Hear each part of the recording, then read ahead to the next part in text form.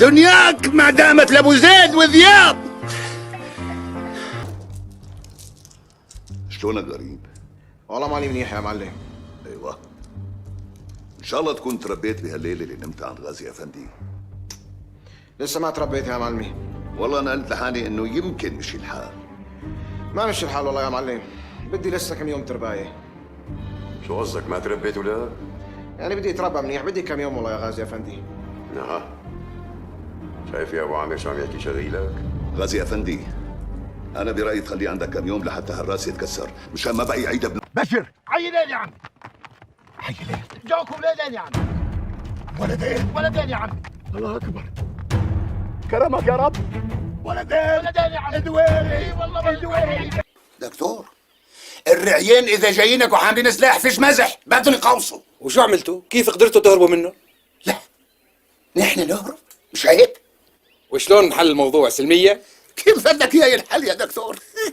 منمر زدت حاله ورا الزنزانة هون، ولو طلع بايده يخشق بين الاحجار مثل العرضوقة خشق بس بيوزعوش. طلع من ورا الحبالة قال عم بينفض الغبرة من شوال.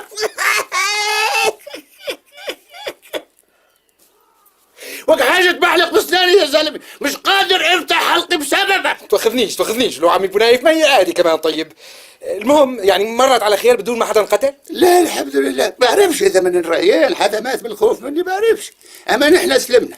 بعدين يا اخوي وانا خلاص ولا ترباه.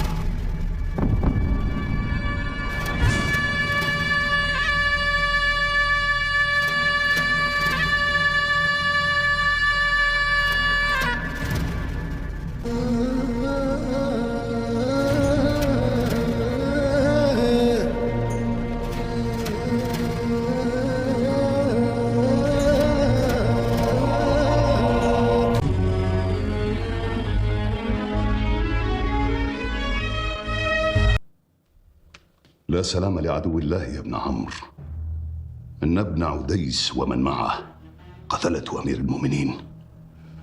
ولا عليك السلام. وهل لكم شيمة إلا الغدر؟ نحن شيمتنا الغدر يا ابن عديس أم من تسور بيت أمير المؤمنين في البلد الحرام وفي الشهر الحرام؟ نحن لم نخطئ في شيء، وما حدث قد حدث. ما دهشني يا ابن عديس هو استحلالكم لحرمة أمير المؤمنين، ولكن الذي يدهشني أكثر هو أنكم ما زلتم في غيكم سادرين، وأنا في عز النوم أفكر بكم، لا تفارقوني أبدا. اليوم وأنا مستغرق في النوم حلمت أنكم تكبرون وتكبرون وتكبرون، وشعركم يتساقط ويشيب، وتصبح صلعاتكم مترامية الأطراف،